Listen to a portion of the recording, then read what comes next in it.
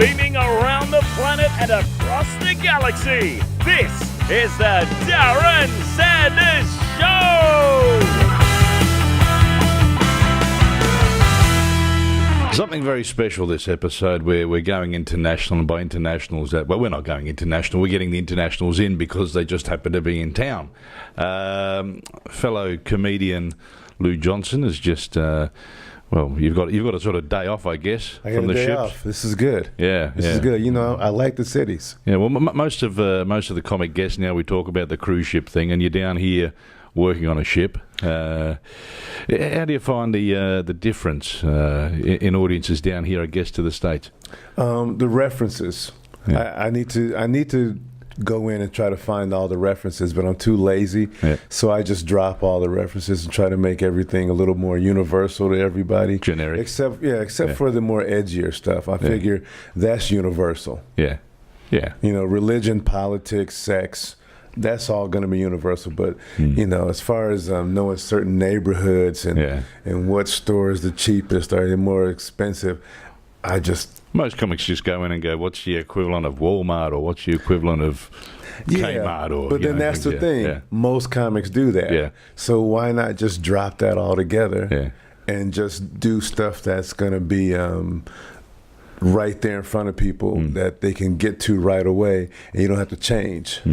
So that's what I'd rather do. Now you do reside in Colorado, Denver, Colorado. Yeah. That's a ski. Is that a ski town? Legal. It was one of the first states to legalize marijuana. Yeah. And now because of that, we have a international tourist coming in just to smoke marijuana in the States. Did I read something about somebody who invested in?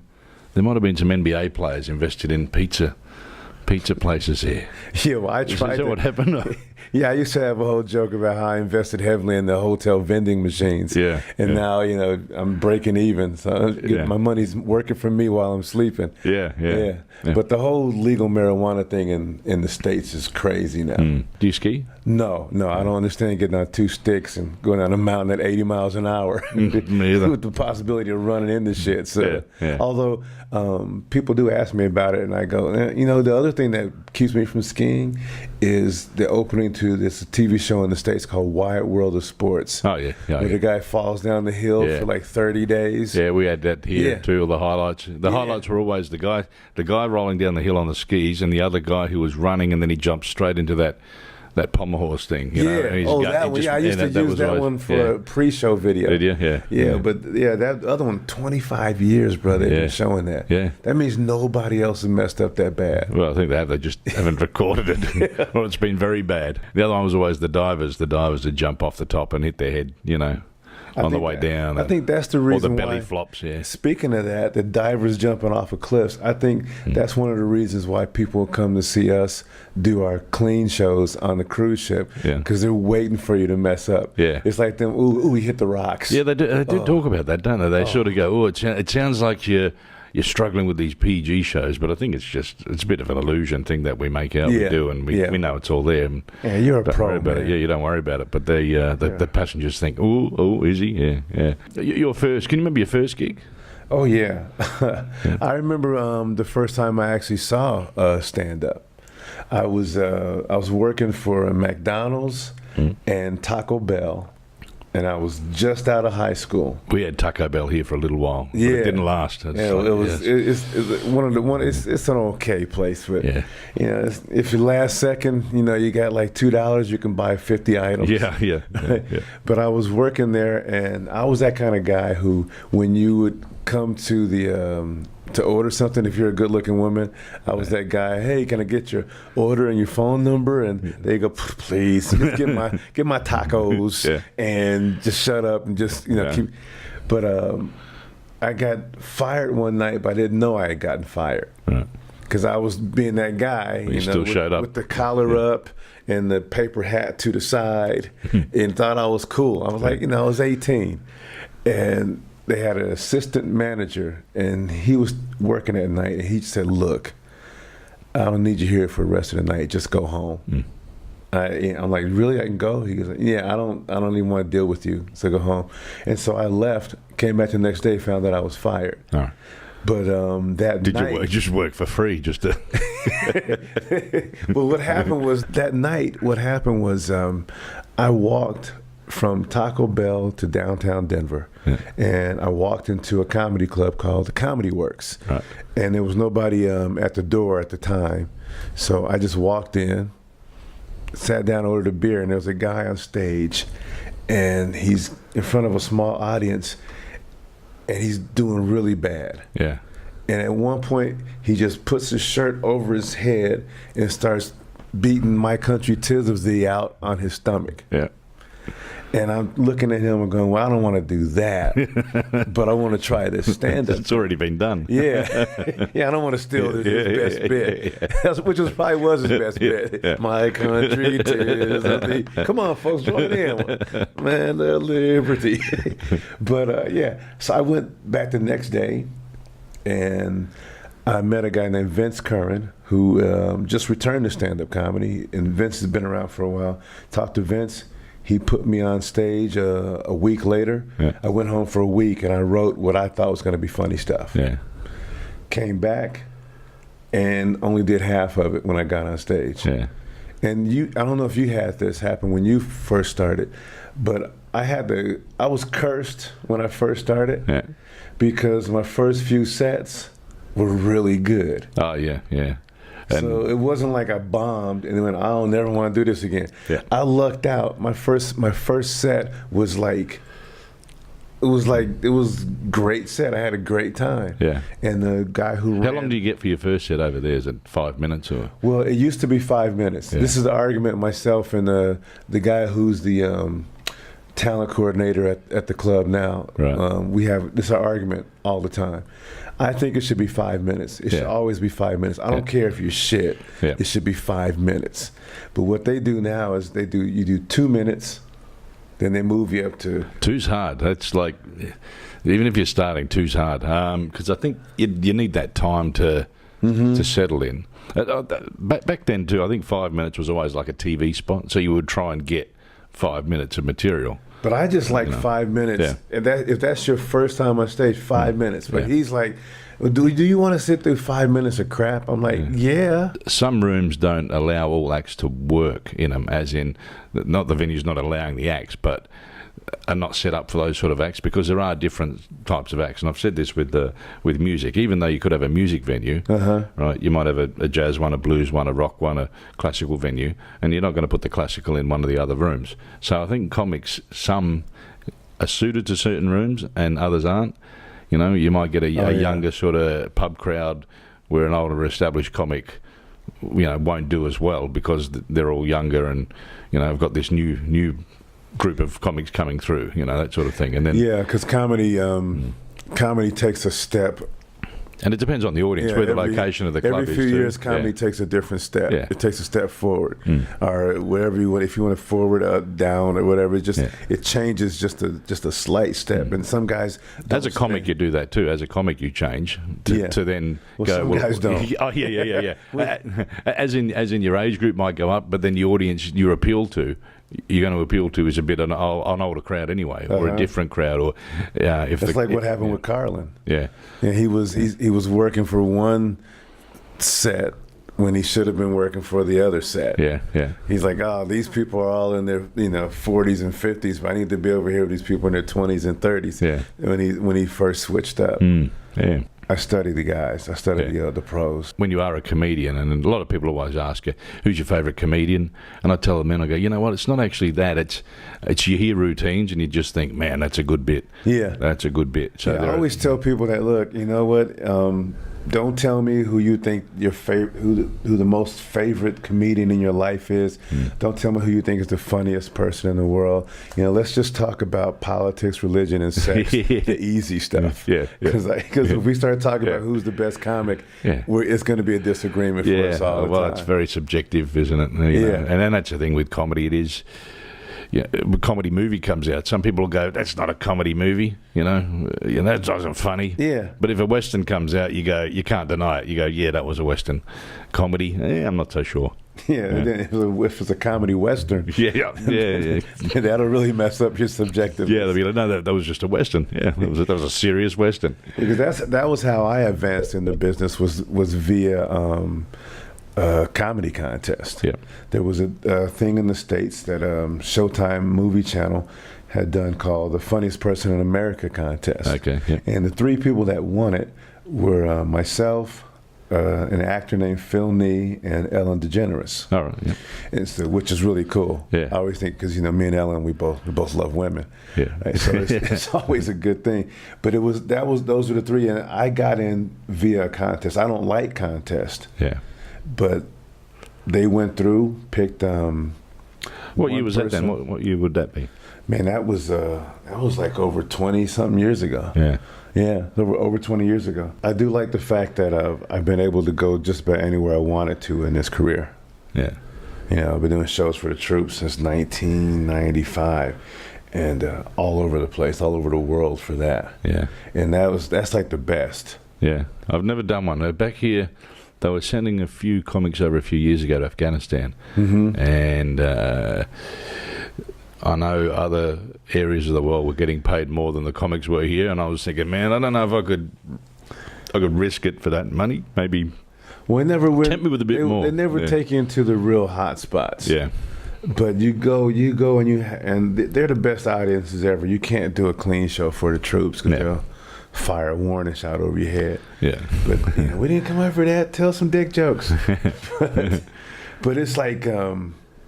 They're the most appreciative audiences, and you can just go all out. Sometimes you'll have the main officer will come in and give a little speech to the guys. And we've had them where those guys are like born again Christians, but they don't want to get into the in the way of the fun that the other guys are going to have. So they'll come in and give a little speech, and then they leave. All right. Yeah. Because with the shows I was doing for the USO. The bases couldn't take the show if they were going to censor it. Yeah. And it was in the contract. Yeah. So we had good times, and that was back when the real money was in them. Yeah. And all these bases are non-drinking bases or not? Oh, I did that before, man. I did Tazar, Maine in Hungary. 1,500 guys in a tent drinking near beer. Right. Huge stage that they had built, giant flag behind. I don't see the point of drinking near beer or light beer. Hey man, the psychology, they acted like they were having real beer. Yeah. But I'm sure if an emergency happened, they would just snap right out of it. Yeah. But the psychology of drinking it and tasting it, like, oh man, I'm having real beer. Yeah. And you had guys, they would get drink tickets. So other guys were trading. They were trading their drink tickets to other guys for real money. Yeah, wow. Or either whatever other thing that they could trade for the near beer tickets. Yeah. It's like, dude, it's not even real beer, but the psychology of it make you'd be like, ooh, yeah. And they were in there just partying, having a good time. It was one of the best shows ever. Yeah. You haven't lived till you've seen a female master sergeant basically bench pressing one of the comics. Yeah. She's laying there on the floor, got one of the other comics just bench pressing over, like, dude, I've seen great stuff for the troops. You were saying earlier to me about your son wanting to get into comedy. Mm-hmm. Is it something you'd advise to do, or? Well, normally I would say don't do it because you see certain people's their personalities, and you go, I don't know. I don't know. There's a lot of rejection, and you don't take good to you don't do good with rejection. So I would say no. But this time, I think he can handle it. Yeah. He's old. He would be older than when I started. I started at 18. He's 24. Okay. Yeah. I started 23. Yeah. See, I started right out of high school. Yeah. So I just didn't know any better. Yeah. I started right out of high school, and have you had a real job ever? Not really. Besides the Taco Bell. I've never had a real 9 to 5. Yeah. I mean, never. Yeah. I mean, when I was, I've never had 9 to 5. When I left school, I was in a TV production, which was never 9 to 5. That's the one thing that I have that I've been really lucky about. It's just I've always made money. Yeah. I've always been able to, pay some bills. Yeah. Because when I was ready to go out on the road, the comedy club that I was a regular at had a person at the club that booked the local comedians in the clubs around the country. Right. So it was like, as soon as I was ready, there was an agent already ready to put me out there. Yeah, it probably works a bit different here. Well, I know there's a big college circuit too in the States. I've done the college circuit too. Where I think you could probably do the whole year, and then come the end of the year, you start it again. Yeah. You just could do that. For a few years. I've done the college circuit. I have a 4-man group that we've done theaters for like 7 years now. It's called the Sellout Comedy Tour. Right. AKA Ask a Black Man Anything You Want to Know What We're Afraid To. And we've done theaters for like... What do people ask you? Oh, we got some crazy stuff. Okay, great. I'm guessing, is it anything to do with your penis size? Well, that always comes up. That always comes up, and that answer is always yes. We'll always. That's one myth that we'll always let live. Yeah. Okay, but we've had all kinds of stuff. Is it true once you sleep with a black man, you end up in a wheelchair? See, I've got different answers. It's like. In fact, I'm thinking about. I should just put together a show with all the questions and just do my answers to all the questions. Yeah. And I could put that show together in like 3 days. Yeah.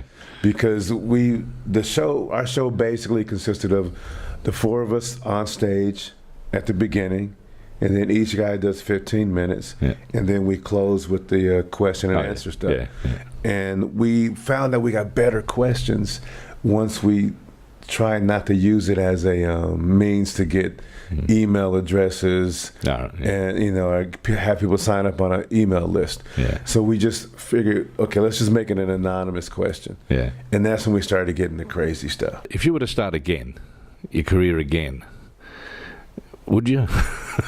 When you look back at those at the start and that time from open mic to headlining. I've just had a charmed comedy life. Yeah. It's like Chris Rock said, being funny is like being a blonde with big boobs. You can get into just about anywhere. If people treat you nice. Yeah.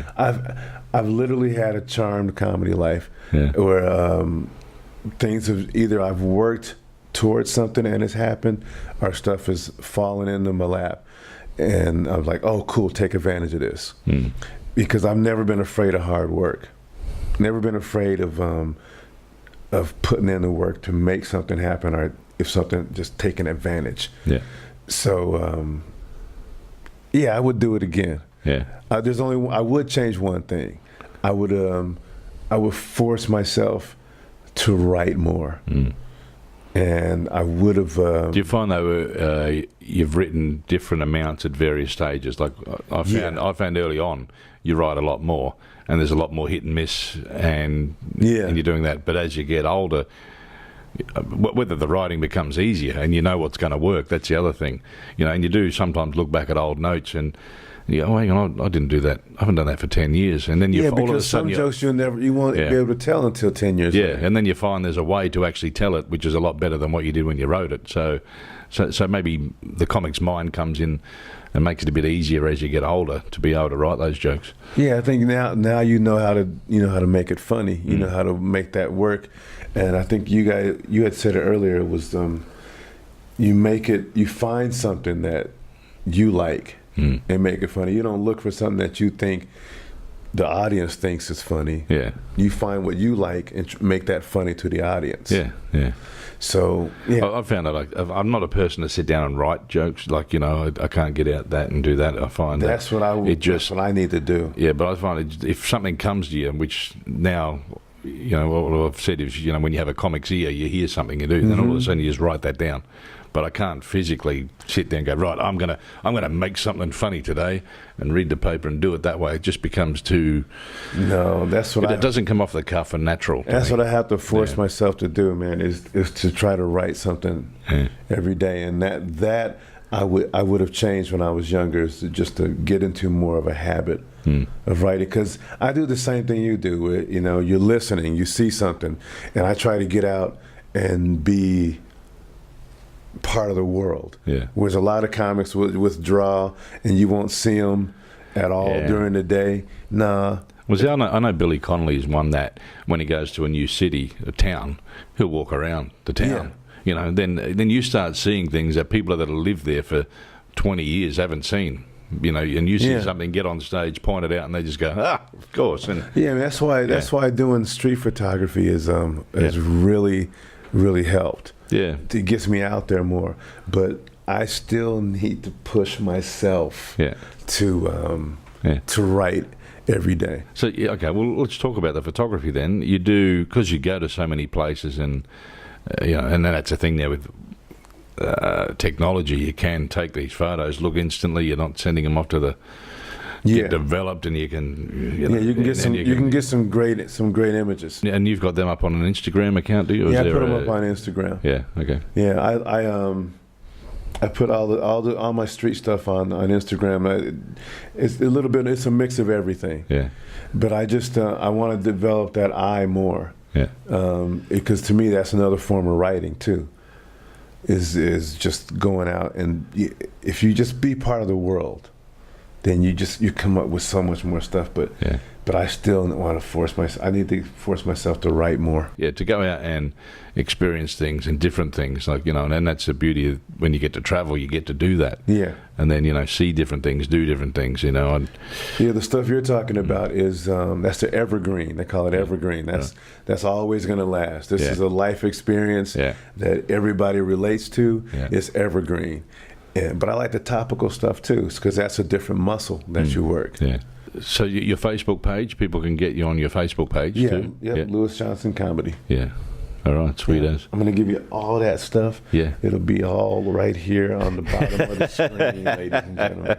It sure will be. It makes it a lot easier, doesn't it? Yeah. I like this look too, by the way, man. Yeah. With the beard. Yeah. I didn't have it. I would say I did some gigs down in the ski fields.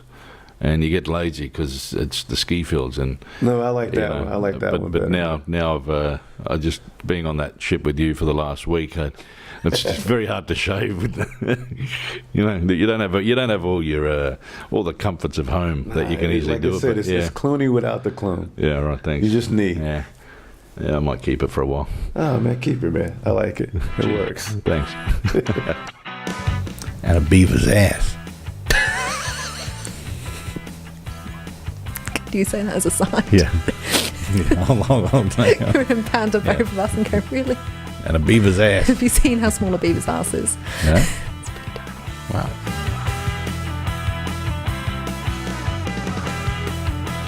The Darren Sanders Show was not recorded in front of a live studio audience. Mike Goldman speaking.